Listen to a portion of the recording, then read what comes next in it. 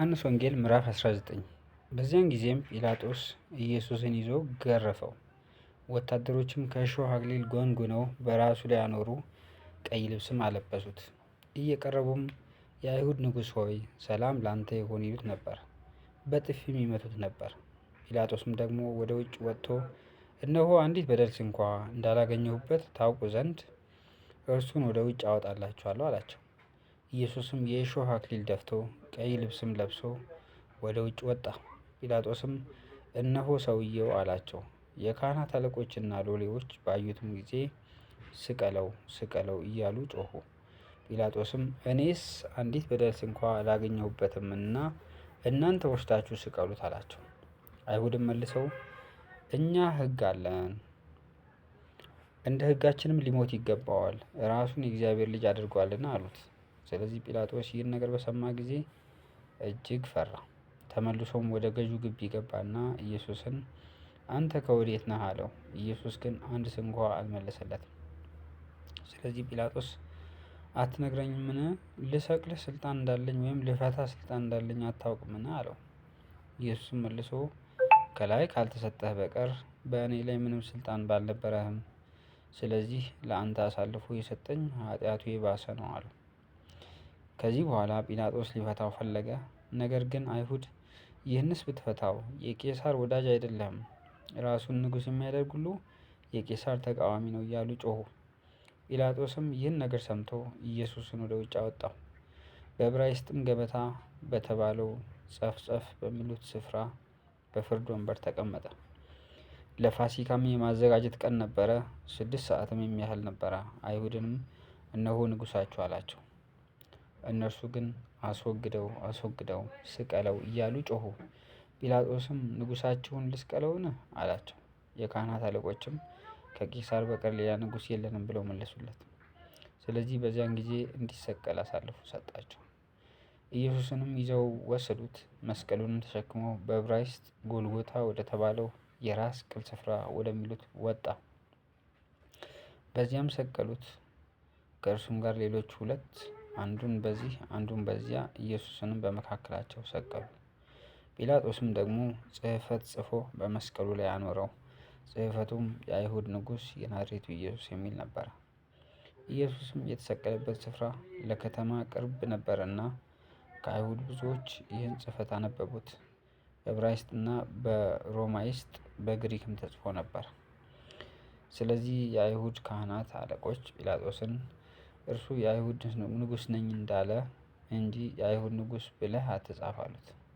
ጲላጦስም የጻፍሁትን ጽፌአለሁ ብሎ መለሰ። ጭፍሮችም ኢየሱስን በሰቀሉት ጊዜ ልብሶቹን ወስደው ለእያንዳንዱ ጭፍራ 1 ክፍል ሆኖ በ4 ከፋፈሉት። እጀጠባቡን ደግሞ ወሰዱ። እጀጠባቡም ከላይ ጀምሮ ወጥ ሆኖ የተሰራ ነበር እንጂ የተሰፋ አልነበረም። ስለዚህ እርስ በርሳቸው ለማን እንዲሆን በእርሱ ዕጣ እንጣጣልበት እንጂ አንቅደደው ተባባሉ። ይህም ልብሴን እርስ በርሳቸው ተከፋፈሉ፣ በእጀጠባቤም ዕጣ ተጣጣሉበት የሚለው የመጽሐፍ ቃል ይፈጸም ዘንድ ነው። ጭፍሮችም እንዲህ አደረጉ። ነገር ግን በኢየሱስ መስቀል አጠገብ እናቱ፣ የእናቱም እህት፣ የቀለዮጳም ሚስት ማርያም፣ መግደላዊትም ማርያም ቆመው ነበር። ኢየሱስም እናቱን ይወደው የነበረውንም ደቀ መዝሙር በአጠገቡ ቆሞ ባየ ጊዜ እናቱን አንቺ ሴት እነሆ ልጅሽ አላት። ከዚህ በኋላ ደቀ መዝሙሩን እናትህ እነኋት አለው። ከዚህም ሰዓት ጀምሮ ደቀ መዝሙሩ ወደ ቤቱ ወሰዳት። ከዚህ በኋላ ኢየሱስ አሁን ሁሉ እንደተፈጸመ አውቆ የመጽሐፉ ቃል ይፈጸም ዘንድ ተጠማሁ አለ። በዚያም ሆምጣጤ የሞላበት ዕቃ ተቀምጦ ነበር። እነርሱም ሆምጣጤውን በሰፍነግ ሞልተው በሁሶፕም አድርገው ወደ አፉ አቀረቡለት። ኢየሱስም ሆምጣጤውን ከተቀበለ በኋላ ተፈጸመ አለ። ራሱንም አዘንብሎ ነፍሱን አሳልፎ ሰጠ። አይሁድም የማዘጋጀት ቀን ስለሆነ ያ ሰንበት ትልቅ ነበረና ሥጋቸው በሰንበት በመስቀል ላይ እንዳይኖር ጭናቸውን ሰብረው እንዲያወርዷቸው ጲላጦስን ለመኑት።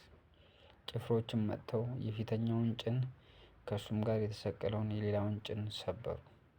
ወደ ኢየሱስ በመጡ ጊዜ ግን እርሱ ፈጽሞ እንደሞተ አይተው ጭኑን አልሰበሩም። ነገር ግን ከጭፍሮቹ አንዱ ጎኑን በጦር ወጋው፣ ወዲያውም ደምና ውሃ ወጣ። ያየውም መስክሯል፣ ምስክሩም እውነት ነው። እናንተም ደግሞ ታምኑ ዘንድ እርሱ እውነት እንዲናገር ያውቃል። ይህ ሆነ ከእርሱ አጥንት አይሰበርም የሚል የመጽሐፉ ቃል እንዲፈጸም ነው። ደግሞም ሌላው መጽሐፍ የወጉትን ያዩታል ይላል። ከዚህም በኋላ አይሁድን ስለፈራ በስውር የኢየሱስ ደቀ መዝሙር የነበረ የአርማትያስ ዮሴፍ የኢየሱስ ሥጋ ሊወስድ ጲላጦስን ለመነ። ጲላጦስም ፈቀደለት። ስለዚህም መጥቶ የኢየሱስን ሥጋ ወሰደ። ደግሞም አስቀድሞ በሌሊት ወደ ኢየሱስ መጥቶ የነበረ ኒቆዲሞስ መጥቶ ንጥር የሚያህል የከርቤና የእሬት ቅልቅል ይዞ መጣ። የኢየሱስንም ሥጋ ወስደው እንደ አይሁድ አገናነዝ ልማድ ከሽቱ ጋር በተልባ እግር ልብስ ከፈኑት። በተሰቀለበትም ስፍራ አትክልት ነበረ። በአትክልቱም ማንም ገና ያልተቀበረበት አዲስ መቃብር ነበረ። ስለዚህ መቃብሩ ቅርብ ነበረና ስለ አይሁድ ማዘጋጀት ቀን ኢየሱስን በዚያ አኖሩት።